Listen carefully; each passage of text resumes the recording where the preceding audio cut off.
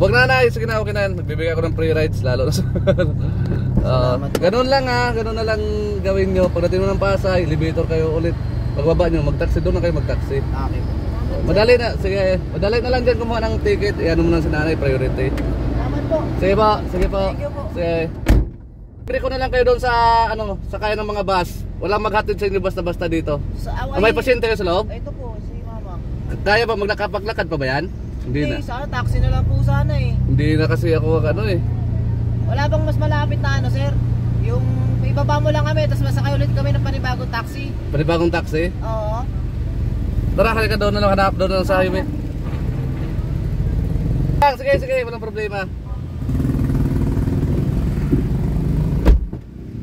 Wala na kasing basta-basta sa inyo maghatid dyan sa ano? Oo, maangal. Yung taxi na umangal eh. Ano ba si ma'am?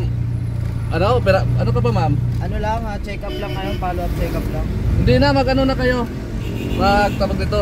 Bus? Hindi, mag-MRT na kayo, elevator para dito siya maglakad. Wala naman pila, priority naman yan si ma'am. Kawawa kayo sa ano ngayon pag mag-taxi kayo mula rito. Ano yung tatagain talaga kayo, rush hour ngayon, wala kang basta-basta makatid sa inyo ngayon to. Parang niya aki. Mayroon siguro, mag-skyway pa kayo, kawawa na. Gastos. Ihatid ko na lang kayo doon. Kung may taxing ano doon, magsakay sa inyo. Pero ang pinakamagandang gawin nyo, mag-MRT kayo. Kung di na niya kayo maglakad, may elevator naman doon kayo mismo sa elevator mag-ano. Priority naman yan, may mga medical ka namang ano, di ba? Hindi, ang problema, pagbaba namin ng MRT. Elevator ulit. Hindi, sasakay ulit ng mga... Taxi.